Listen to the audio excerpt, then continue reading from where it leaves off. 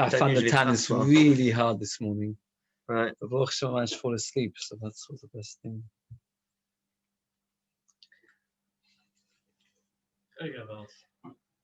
Come on. How are you, Mitzal? You okay?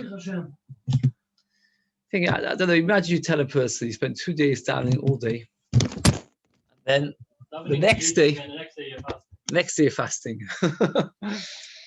Think how much schar we'll get. I can't imagine.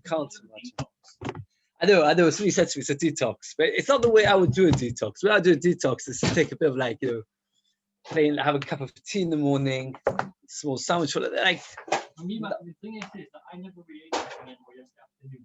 That's right. I also didn't. And then last night I was asked at the last minute to wash the towels from our Wow.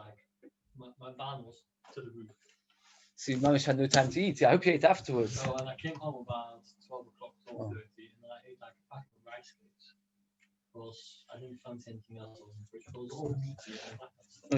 No, that's how I find this. I find something that always not very hard because I don't eat properly on Rosh Hashanah. It's Rosh Hashanah when you eat late at night twice, and then I don't know. You had a full-fledged meal at night? Both nights, yes. Well, how are you, David? Are you okay? Yeah. I'm moaning and groaning. I should moan and groan. I wasn't feeling well at all. It's Baruch Hashem.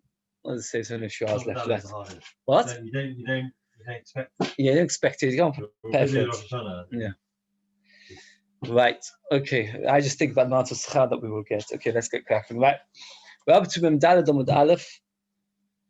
About 3 lines from the top. We actually stopped a bit in the middle of a topic, so we're trying to explain ourselves. There was a big Talmid Chacham called Nehemiah. He walked out of the Tchum on Shabbos by mistake. Why? He was so busy learning, he didn't notice. He said to Nachman, "Oh, never Talmud, what are you going to do?" So what did he suggest? Get a group of people to stand around him and come back in. The Gemara is now challenged as to what was of Chisda questioning. Why did Rav Chisda not work this out himself? Why did he need Rav Nachman to advise him? The Gemara's got 2 options to understand this. Either he was not sure whether we pass in Akum Gamliel, because after all, this halacha, when you come into an enclosure by mistake, you're allowed to walk anywhere within the enclosure, is a machlik of Rabbi Akiva, and he wasn't sure whether we pass can like Rabbi Akiva or Gamliel or Rabbi Akiva. That's one of Tzaddik Gemara's got. Or another Tzaddik Gemara's got is like this: that the enclosure, he couldn't get enough people, and the whole enclosure only reached within 2 amos of the end of the Tchum, 2,002 amos from where he had originally spent the Shabbos. So therefore, he had to be now in 2 colors. One of the enclosure used by people, and second of all, Rabbi Lezer. Later, we're going to have Shittas Rabbi Lezer. That if a person walks out of the Tchum, he always gets 2 amos dispensation. That if you walk out of the Tchum, it's 2,000 amos. He's not allowed to walk further.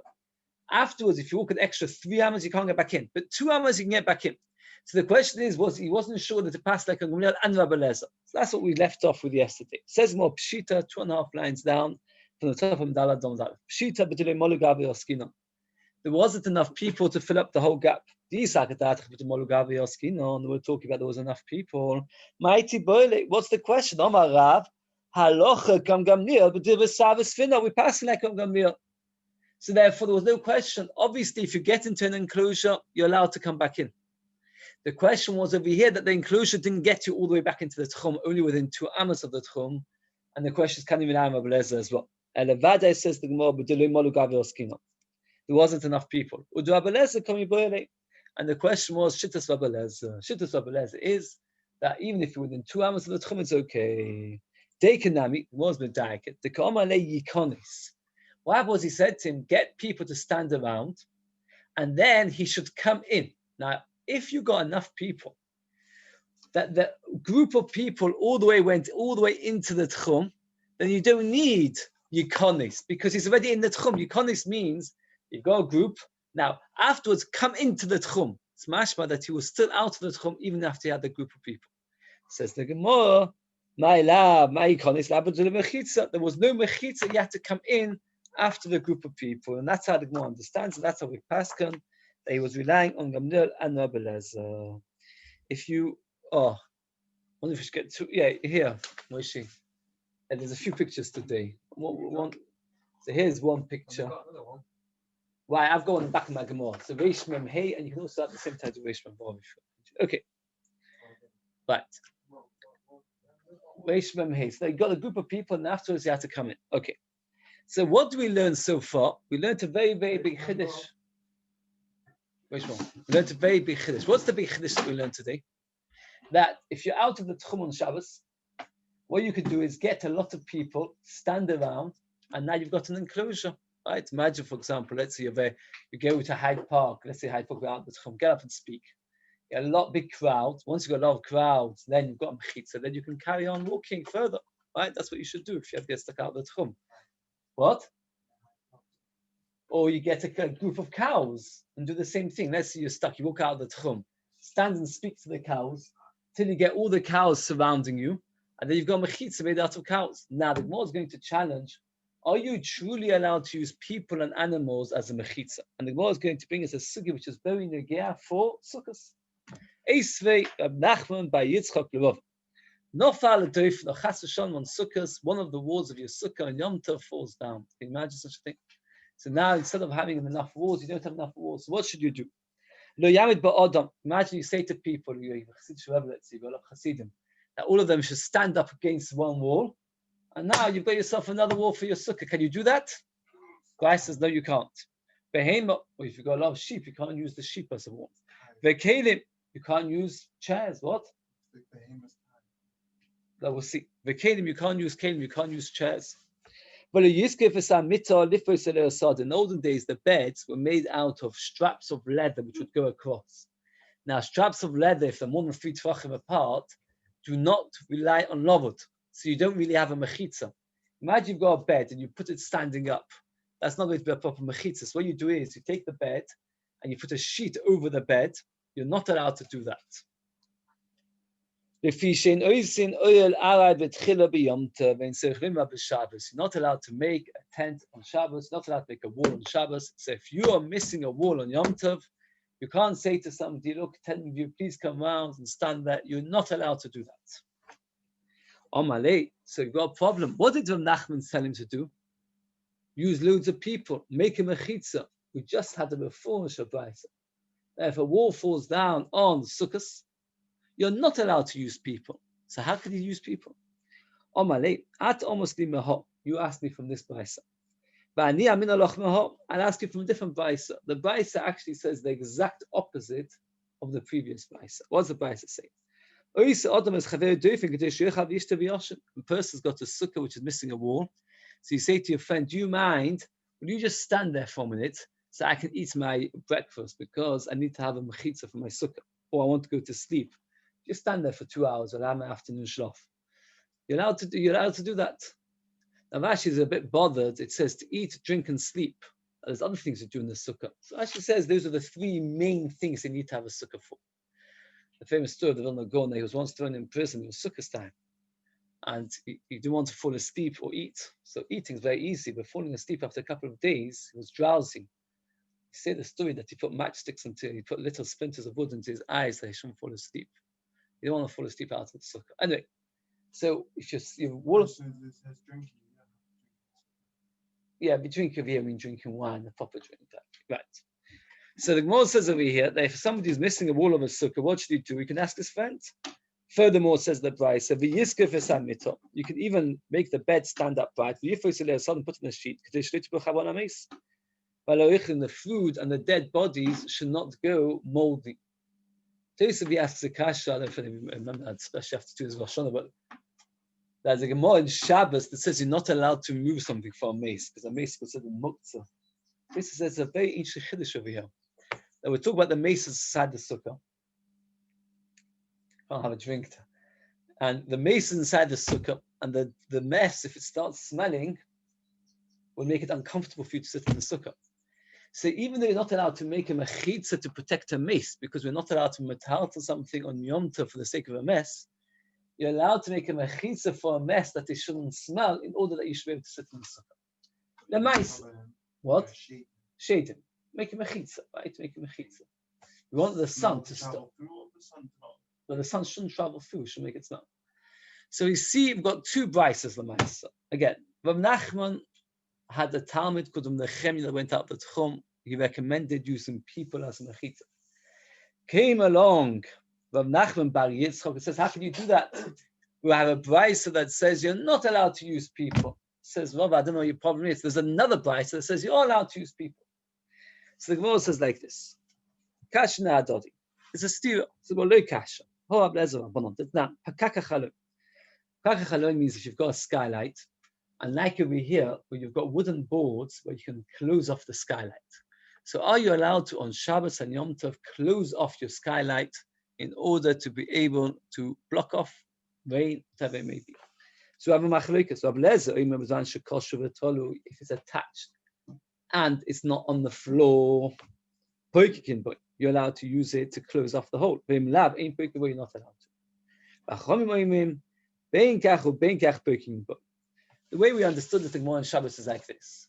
Over here, we're talking about a temporary addition to a wall, which is permitted completely min haTorah.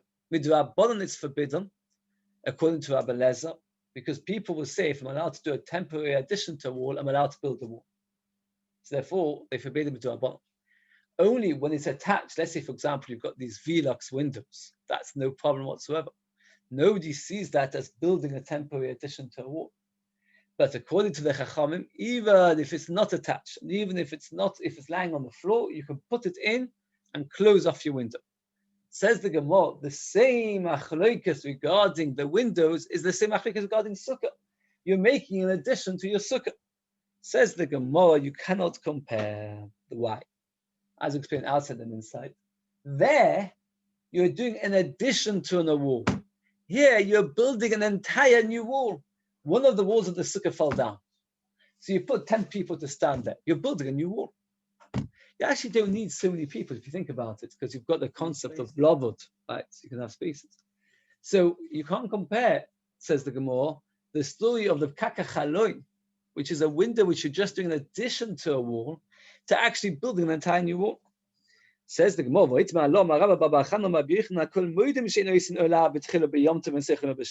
agrees that on Yom Tov and Kavachim on Shabbos, you're not allowed to make a new wall. The Machlokes is only to add. You're not allowed to add on Yom Tov and Shabbos. You're allowed to add by both. Therefore, you are allowed to add, according to the Chachamim. But they only argue about adding. Nobody permits you to actually create a wall on Shabbos and Yom Tov.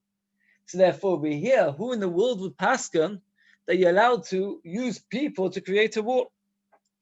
Elos is more kasha, another way to answer. That means we had the stira. What's the stira? Let's get the stira clear. One brisa says that if your wall falls down on sukkah, so you're allowed to ask people to stand there. One brisa says yes, one brisa says not. We tried to explain the machlokes of blessing the chachamim regarding an addition to a window, skylight. So you can't compare. Skylight is just temporarily adding to a wall. Here you're building a new wall. Elo lo kasha ho rameir ho kamir kav Yehuda. The Tanya. Also, if you use a cow, an elephant, as a wall for your sukkah, Rameir says it's no good. Yehuda says it is good. The more they explains that the shaila to do with animals, they move around. So the question is, can you use an animal which might escape? And we passed like a Yehuda, if the animal's tied up, you're allowed to use an animal. It doesn't say not allowed. So the Gemara said a very interesting svara, which is hard. Rashi says that he himself had kashas on it. And the Gemara itself doesn't keep to it to maskana. That what? According to Rameir, you're not allowed to use an animal or human being as a sukkah. Therefore, since you're not allowed to, therefore it doesn't matter to use a human being. Why? Because since the animal is not making the sukkah kosher, you're not actually fundamentally changing the status of the sukkah. But according to Rabbi, it's like vice versa. According to Rameir, that an animal is no good, so then you're allowed to put him there. Because since it doesn't make your sukkah kosher, you're allowed to put the animal there because he's not helping your sukkah anyway. According to Rabbi Yehuda, that an animal makes it kosher, then you're not allowed to do it on Yom Tov. Rashi says the problem is, then what's the point of putting the animal there? If the animal is not making kosher, what do you gain? So you would say to me that you gain that it's nice to eat, not nice to eat in public, at least by having the animal there, it's more secluded. Says Rashi, you can't answer me that answer. Does anybody know why you can't tell me that answer? Why can't you say the answer? Because the Brisa itself says that the purpose of having the animal there is in order to be able to eat, drink, and sleep, which is mashma that you're doing it in order to be permitted to eat. If the animal is not a kosher wall, you're not gaining anything. If you're saying that you're gaining this, it's not helping you because halachically speaking, it's not helping. Nice. The more pushes away anyway, but let's understand the having one. More than I haven't understood that if you say that an animal is not kosher, so then you're allowed to put it on Yom Tov because it's not helping your sukkah. But if the animal is kosher, it's not good. It says like this. The tiny also be modifus go mepos of the machshav medical apostle hasam amala mechitze. It's not a mechitze achashoy the lab midikov. You're not doing anything. But Yehuda the machshav also that permits it there. Am a mechitze, it's mechitze. Hachasai forbids it. Does that make any sense? By an animal, because we're scared an animal will run away. A human being won't run away. If I ask 10 people to stand up at the wall of the sukkah, they're not going to run away. And Kalim, where I've got chairs, they're not going to move away. Who is Rameh speaking? He asks you to even add to a wall. They never permitted you to build the whole wall. So even according to Rameh, it's also. So the Gemara doesn't like this answer that the Machrikas is Rameh and Rabbi Yehuda. Hello, both prices, the one which permits the human being, the one forbids, is Shittas Chachamim.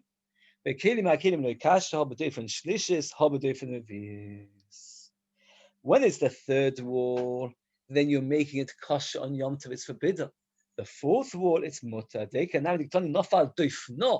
It's wall meaning a wall which is paramount, which is important for it. It's basic wall, Shema Mino.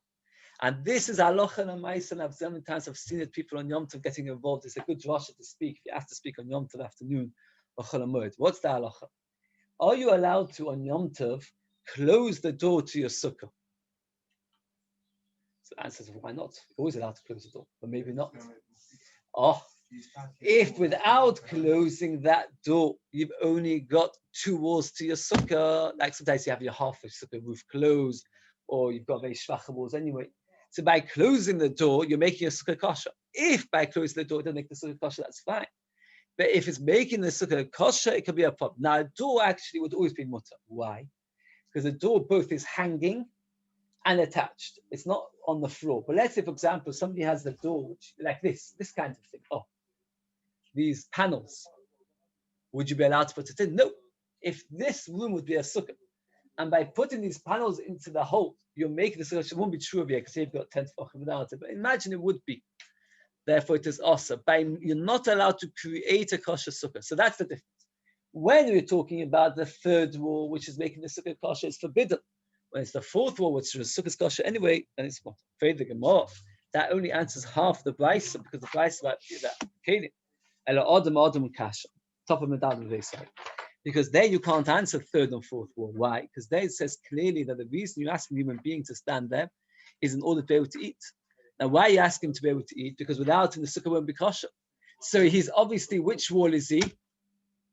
The third. And after became the Bryce says it's mutter. So how can you do it? Answers the kasha. If he knows it's the wall, it's no good. If he doesn't know it's the wall, it's okay. If you remember, I said to you this story. The child got taken out of the street on Leicester Road. So they passed and dance around the child and then pick him back up. Why should he dance? Why should he dance? Why should he dance? Because if you're going to tell them all to stand as a wall, they'll all chap that we're being a mechitza. But if you tell people, please come and make a rekida, I want to make a rekida. So everybody dances, like one of these shuffling rekidas. I don't know if any of you davened in Old Turf 25 years ago. On Simchas Torah, they had the tables and chairs stuck in its places. You had a narrow space like this, and everybody would have to dance. You'd literally be bumper to bumper, shuffling around the room. So in such a case, you've got a proper wall. It's literally a wall. So what happened was, if you've got that kind of mechitzas, therefore that's fine. So, but you have to make sure that the people don't know, and that's how we paskin as well. So if you want to make a mechitza on Yom Tov to be able to carry something, you have to make sure that people don't know about it. Says the Gemara, the Maisa, that story of the Chemia went out of the Chum. What did Rav Chisda Nachman tell them to do? Make a mechitza of people. So it's ledas. He never told them why he asked the people to stand in rows. Rav Chisda was the one who asked the question to Rav Nachman. And Nachman was the one who told him, get a group of people and make them stand together. So Chisda himself standing there, he knew. And so of Chisda he wasn't one of the people counted. So these are all the halachas, you have to remember these halachas. Therefore, if you go out of the tchum, so cows would be fine. Why would cows be fine? Because they don't know what you're doing. So if taka, you've got a lot of cows around, you can use that as a mechitza. Only if it's, by the way, shogeg or oidas. If it's amazing, that will not help you. But if people don't know about this, so Kanadigal tells us some stories which are all based on these previous Gemara's light stories. Hanubei Ganana, who is gardeners, the Ailu Maya b'mechitza shebnei Adam. They wanted to bring water from Rishus HaYachid, from Rishus HaYachid to Rishus HaYachid. They had a well. So what did? They asked loads of people to stand around, and they brought the water in. Nogdinu Shmuel. Shmuel gave them malchus. He whipped them. Omai said him, Omu Shalomi Das. It's okay, Shalomi Das. Yomu Ladas. Oh, you're allowed to do the das. You're not allowed to do the das, and therefore it is forbidden to give them malchus. Hanu Ziki. They have a shodeh b'riska de mechuza. Rava owned leather water jugs that were in the fields of Mechuzah, or the streets of Mechuzah. But had it also when Rava came home from his drasha, he had loads of people accompanying him. So he carried the jugs back in. Can you imagine? I always get fussed by these gemaras. Like, you see Yehuda Steinberg. I remember seeing him coming home in Simchas. He was surrounded by Talmidim singing one of the songs they used to sing every year. Very nice matzah. So Rava was coming home from his drasha. He had loads of people. So what did he do? He quickly carried in the leather jugs, which was in the Rishus HaRabim, to take it into Rishus HaYachid. Because when there was a lot of Talmidim around, it now became Rishus HaYachid. Very hard to imagine, like these people. Somebody told me, I tell you, Mamish, a true story. Last night, somebody called me up. He's in quarantine now. It's so no sukkah. Doesn't know what to do. He's so upset. So nice. I said, well, Allah, you can't do anything about it. I said to him, you should know, there was a time, the guy said he called up another thing. I said to him, think about this, a Gemara in Sukkah. It's an unbelievable Gemara. I says, the Gemara in Sukkah, they said that 1 year of Ami, of Asi, and all the Talmidim came on Shmini Atzeres for the first time to sit in the Sukkah. Why they'd been traveling. Why were they traveling? So if you're Chassidish, you'll say to they went to the Rebbe. What does Rashi say? Why were they traveling? Why were they traveling? Because they had a field which they used to till, they used to work in the fields, and the field was far away. The time it took them to get to the field and back, they missed the whole sukkah. They couldn't sit in the sukkah while they were traveling because it's very hard to put the sukkah when you're traveling. So therefore, the whole sukkah from the first day.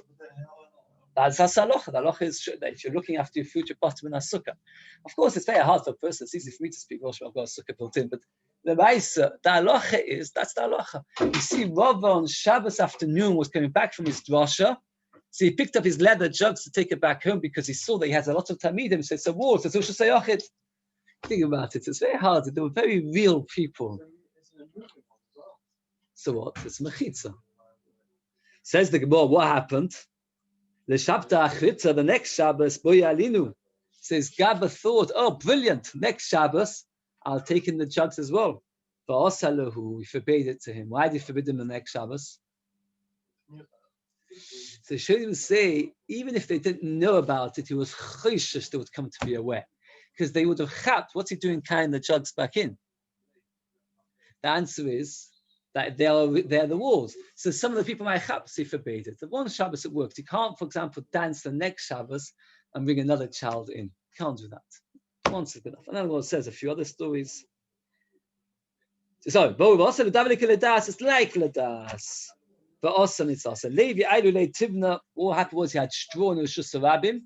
He used this shtick of getting people to bring in the straw. Ze'evi Aspasta, he had animal food. But Shimi Bachia, Maya, he needed water, so they got a lot of people to stand around, and then he brought water in. It's all based on these Gemaras. So you have to remember the details of the halachas to remember it correctly for when the situation crops up. You have to remember it has to be Shlei Das, it has to be proper Mechitza, but otherwise you're allowed to use it. Okay, new halacha. If a person goes out of the Tchum, how far is he allowed to walk? 4 hours. Mishi Yatsa Bilshu, the person went out with permission. Why did he get out with permission? Because he wanted to tell the Sanhedrin that he saw the new moon. Based on already we Mekadosh the Chodesh. Or let's say he went for a Tzala call, or he went to help a woman have a baby. He's allowed to walk 2,000 amos in any direction. If it's still inside his original tchum, as if he never came out. The Gemara is going to ask, but that doesn't teach you anything. Anybody's allowed to stay in the tchum. Anybody that goes out to save people, can come home. And again, the Gemara asks, what's the chiddush over here? Okay, the Eker chiddush of the Mishnah is what? That if a person goes out for a mitzvah, either to save somebody, to mekadesh the chodesh, or anything like that, even if in the end the mitzvah was not necessary. Why was it not necessary? The baby's already born, or the moon's already been mekudesh. He's allowed to walk 2,000 amos in any direction. And the Gemara straight away jumps to the second halacha, which says that if he hasn't come out of the tchum, he's allowed to stay within 2,000 amos, which doesn't teach us anything. What does that teach you? Anybody on Shabbos that never left the tchum, he hasn't left it. He's allowed 2,000 amos.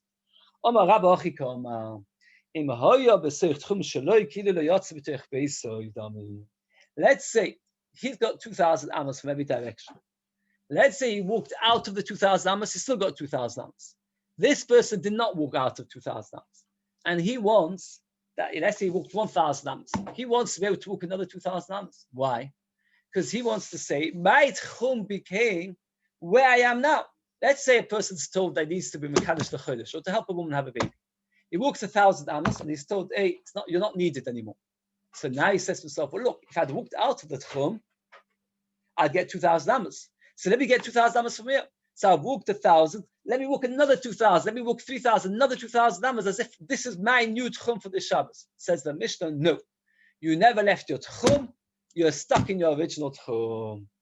It's obvious. He's still in tchum. Since he uprooted his rishus, he's uprooted kamash balon, that we don't say that. So that's Rabbi's chiddush, which is actually quite different. What exactly is the chiddush of it? But basically is, a person can't say that if I have uprooted my home, I would be allowed another 2,000 amos because I went for a mitzvah. Let me therefore get 2,000 amos for my new home, which is 1,000 amos. I'll get 3,000 amos. No, we don't say that. At the end of the day, you've never left your original place. You've only got 2,000 amos. He says a different chiddush.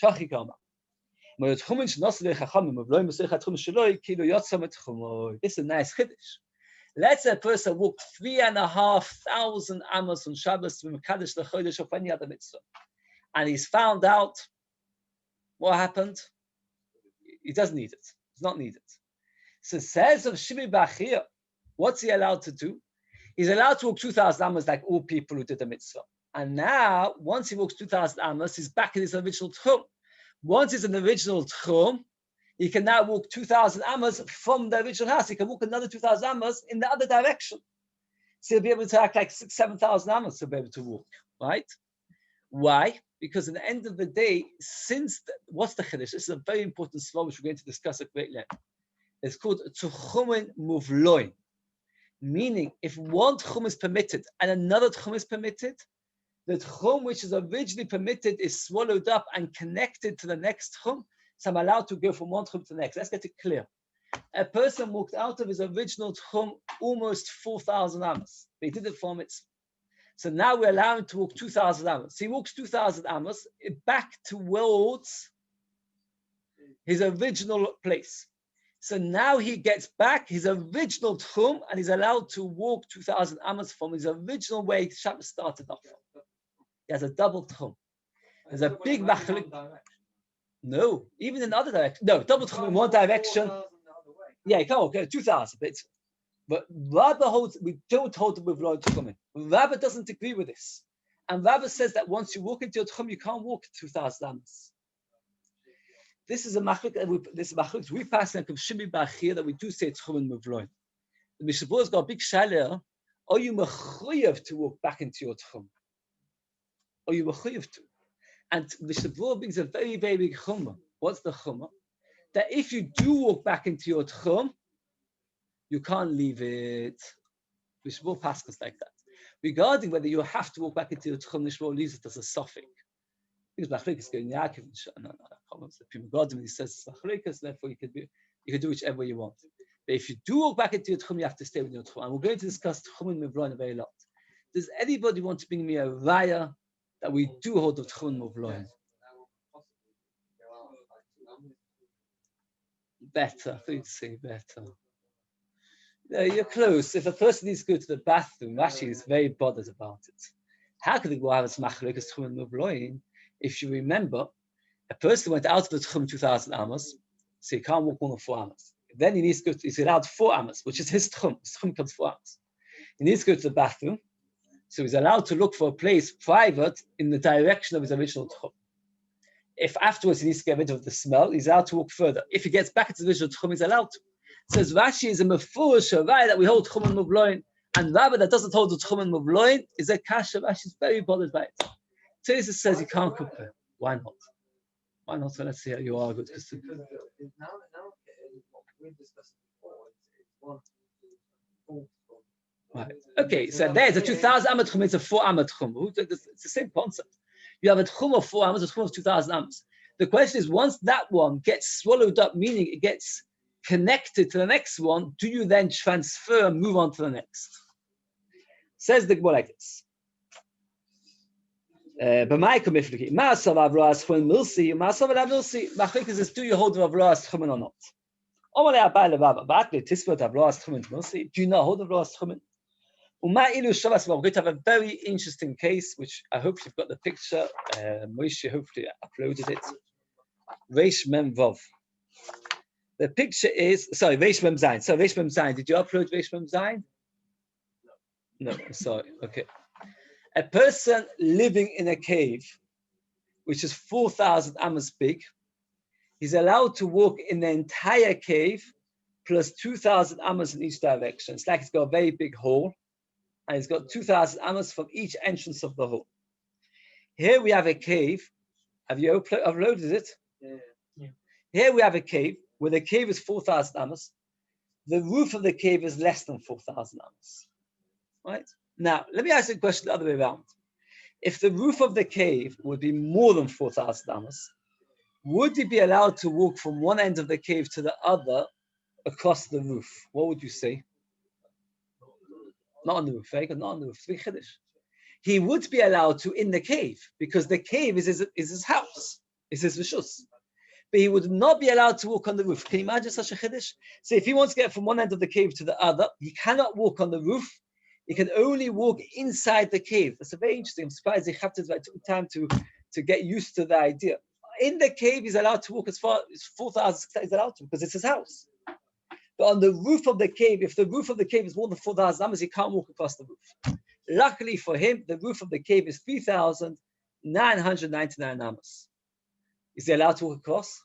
Yes. Why? What's the score? Says Abaya, the reason must be because of avroas tchumen. What's avroas tchumen teach you? If he came out of one entrance, gets 2,000 amos. Comes out the other entrance, 2,000 amos. They overlap by 1 amma, so he's allowed to walk across the entire thing. Says Abaya, you see that avroas tchumen works. How can you say avroas tchumen doesn't work if you see it does work? Says the Gemara. How do you spend the Shabbos in the cave?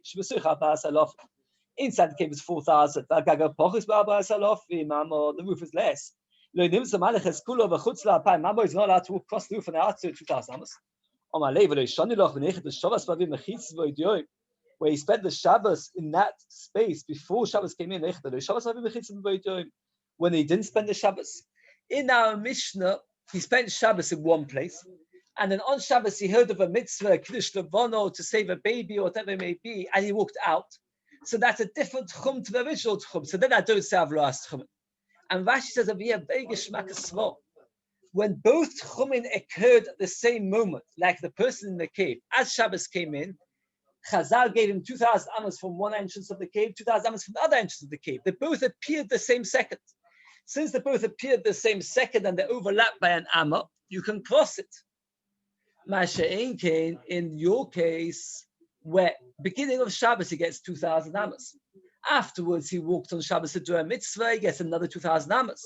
And then they overlap. Those are two completely separate tchumen. So then we don't say that once you allow 2,000 amos of the first one, or sorry, the second one really should be of the one which you did the mitzvah to overlap to the next one. Then we don't hold of that because they came at different times.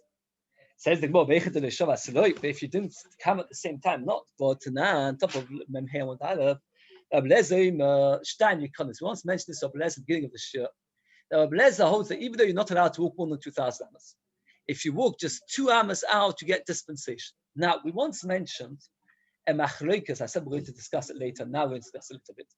That a person, whenever he's out of his tchum, how far is he allowed to walk? How far is he allowed to walk? 4 amas.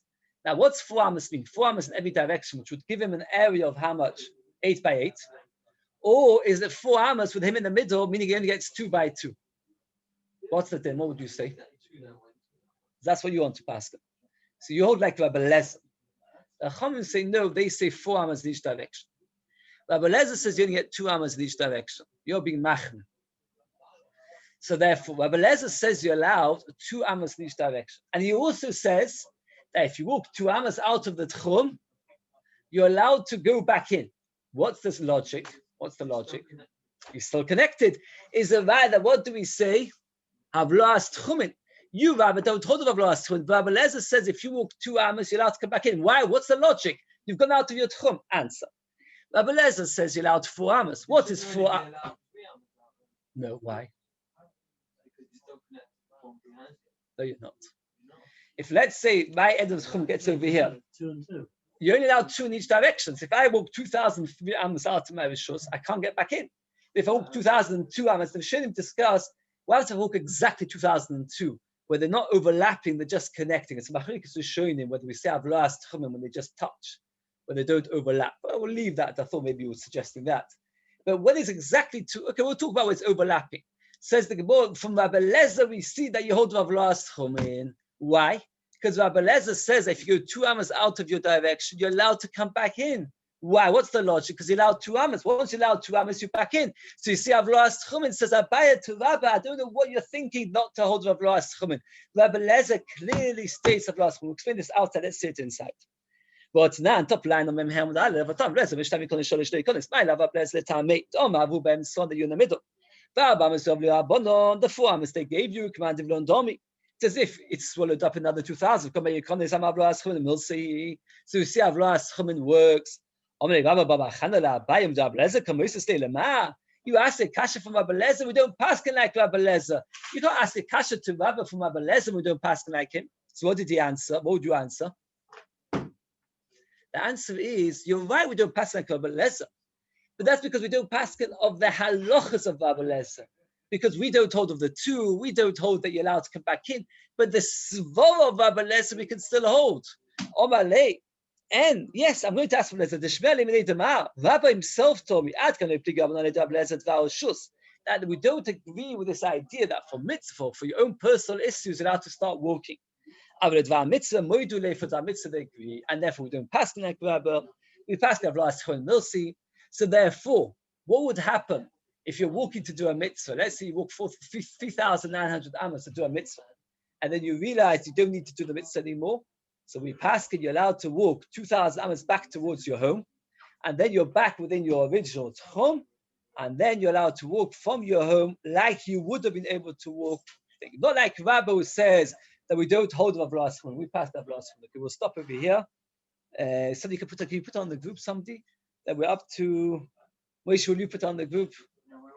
2 dots. A lines from the top, 2 dots. And I'm ending the shiur. Shkoyach for coming. I have to tell you, I found it very hard to give shiur today for a variety of reasons. And I was thinking to myself,